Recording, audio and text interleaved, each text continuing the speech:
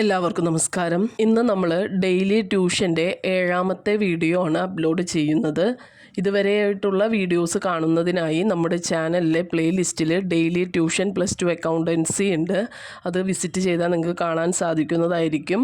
അതുപോലെ തന്നെ നമ്മുടെ ട്യൂഷൻ വാട്സപ്പ് ഗ്രൂപ്പിലേക്ക് ജോയിൻ ചെയ്യാൻ ആഗ്രഹിക്കുന്ന വിദ്യാർത്ഥികൾക്ക് സ്ക്രീനിൽ കാണുന്ന നമ്പറിലേക്ക് മെസ്സേജ് ചെയ്യാവുന്നതാണ്. ഇന്ന് നമ്മൾ പഠിക്കാൻ പോകുന്നത് ഗുഡ്വില്ലും അതിൻ്റെ ഫാക്ടേഴ്സും ഏതൊക്കെയാണെന്നുള്ളതാണ്. ഈ ഫാക്ടേഴ്സ് ചോദിക്കുമ്പോൾ മാർക്ക് അനുസരിച്ചിട്ടാണ് നിങ്ങൾ എക്സ്പ്ലെയിൻ ചെയ്യണോ വേണ്ടയോ എന്നുള്ളത് തീരുമാനിക്കേണ്ടത്. ഇപ്പോൾ 2 മാർക്കിനാണെങ്കിൽ നിങ്ങൾ 4 ഹെഡിങ്സ് ഫാക്ടേഴ്സ് 4 ഹെഡിങ്സ് എഴുതിയാൽ മതിയാകും. അതല്ല അതിൽ കൂടുതൽ മാർക്കാണെങ്കിൽ നിങ്ങൾ എക്സ്പ്ലെയിൻ ചെയ്ത് എഴുതേണ്ടതാണ്.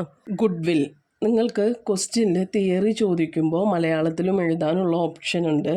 അപ്പോൾ ഒന്നില്ലെങ്കിൽ ഇംഗ്ലീഷിൽ എഴുതാം ആൻസർ, അല്ലെങ്കിൽ മലയാളത്തിൽ എഴുതാം. ഏതെങ്കിലും ഒരു രീതിയിൽ മാത്രമേ നിങ്ങൾക്ക് എഴുതാൻ സാധിക്കുകയുള്ളൂ.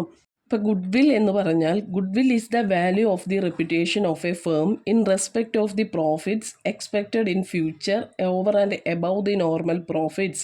It is regarded as an intangible asset. സാധാരണയായി ഉണ്ടാകുന്ന ലാഭത്തേക്കാൾ ബിസിനസ്സിന് ഒരു റെപ്യൂട്ടേഷൻ ഭാവിയിൽ ഉണ്ടാകാൻ സാധ്യതയുണ്ട്. അതുമൂലം നമുക്ക് എന്തുണ്ടാവും? ഇപ്പോൾ ഉണ്ടാകുന്ന ലാഭത്തേക്കാൾ അധികം ലാഭം ഉണ്ടാകും. ആ മൂല്യത്തെ പറയുന്ന പേരാണ് ഗുഡ്വില്ല്. അതായത് ബിസിനസ്സിന് ഭാവിയിൽ ഒരു റെപ്യൂട്ടേഷൻ ഉണ്ടാവുകയും അതുമൂലം ഇപ്പോൾ ഉണ്ടാകുന്ന ലാഭത്തേക്കാൾ കൂടുതൽ ലാഭം ബിസിനസ്സിന് ലഭിക്കുകയും ചെയ്യുന്ന ആ മൂല്യത്തെ പറയുന്ന പേരാണ് ഗുഡ്വില്ല്. അപ്പോൾ ഒരു ഗുഡ്വില്ലിന് ഒരു ഡെഫിനിഷൻ ഇവിടെ നൽകിയിട്ടുണ്ട്. Goodwill can be defined as the present value of a firm's anticipated excess earnings. ഭാവിയിൽ അധികമായി ലഭിക്കും എന്ന് പ്രതീക്ഷിക്കുന്ന ലാഭത്തിൻ്റെ ഇപ്പോഴത്തെ മൂല്യത്തെ പറയുന്ന പേരാണ് ഗുഡ്വില്ല്. ഇനി നെക്സ്റ്റ്, ഒരു ബിസിനസ്സിൻ്റെ ഗുഡ്വില്ല് കൂട്ടാൻ അഫക്റ്റ് ചെയ്യുന്ന ഫാക്ടേഴ്സ് ഏതൊക്കെയാണെന്ന് നോക്കാം. Factors affecting the value of goodwill. First point, nature of business. ബിസിനസ്സിൻ്റെ സ്വഭാവം. A firm that produces high value added or having a stable demand is able to earn more profits and therefore has more goodwill. ഒരു ബിസിനസ്സിൻ്റെ സ്വഭാവം അല്ലെങ്കിൽ nature of business എങ്ങനെയാണ് ഗുഡ്വില്ലിനെ affect ചെയ്യുന്നതെന്ന് നോക്കാം. ഒരു ബിസിനസ് നല്ല ഗുണനിലവാരമുള്ള സാധനങ്ങൾ പ്രൊഡ്യൂസ് ചെയ്യുകയും, അതായത് ഹൈ ക്വാളിറ്റി ഗുഡ്സ് പ്രൊഡ്യൂസ് ചെയ്യുകയും അതുപോലെ തന്നെ സ്ഥിരമായി ഡിമാൻഡുള്ള ഉൽപ്പന്നങ്ങൾ മാർക്കറ്റ് ചെയ്യുകയും ചെയ്യുമ്പോൾ ആ സ്ഥാപനത്തിൻ്റെ പ്രോഫിറ്റ്സ് ഇൻക്രീസ് ചെയ്യുകയും അതിലൂടെ ഗുഡ്വില്ല് ഇൻക്രീസ് ചെയ്യുകയും ചെയ്യുന്നു. രണ്ടാമത്തെ പോയിൻ്റാണ് ലൊക്കേഷൻ, ബിസിനസ്സിൻ്റെ സ്ഥാനം. If the business is centrally located the goodwill tends to be high. Business ഒരു സെൻട്രലായിട്ട് ഒരു നല്ലൊരു ലൊക്കേഷനിലാണ് സ്ഥിതി ചെയ്യുന്നതെങ്കിൽ ആ ബിസിനസ്സിൻ്റെ ഗുഡ്വില്ല് ഇൻക്രീസ് ചെയ്യും. കാരണം എല്ലാവർക്കും എത്തിച്ചേരാൻ പറ്റുന്ന ഒരു സെൻട്രലായിട്ടുള്ള ഒരു ലൊക്കേഷനിലാണ് ബിസിനസ് സ്ഥിതി ചെയ്യുന്നതെങ്കിൽ ആ ബിസിനസ്സിൻ്റെ ഗുഡ്വില്ല് ഹൈ ആയിരിക്കും. മൂന്നാമത്തെ പോയിൻ്റാണ് എഫിഷ്യൻസി ഓഫ് മാനേജ്മെൻറ്റ്. മാനേജ്മെൻറ്റിൻ്റെ കാര്യക്ഷമത വളരെ ഇമ്പോർട്ടൻ്റ് ആയിട്ടുള്ള ഒരു ഫാക്ടറാണ് ഒരു ബിസിനസ് കൺസേണിന്. A well managed concern is able to earn higher profits and so the value of goodwill will also be high.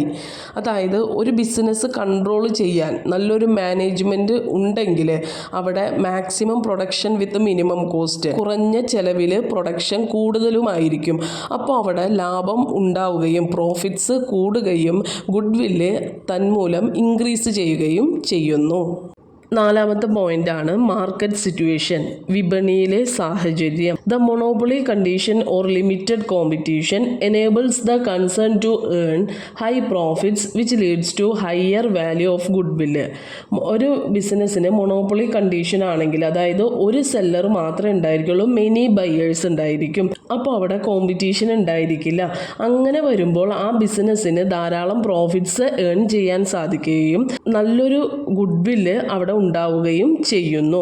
Monopoly condition എന്ന് വെച്ച് കഴിഞ്ഞാൽ single seller many buyers, there is no competition exist in that condition that leads to higher profits and higher value of goodwill. Last പോയിൻ്റാണ് special advantages.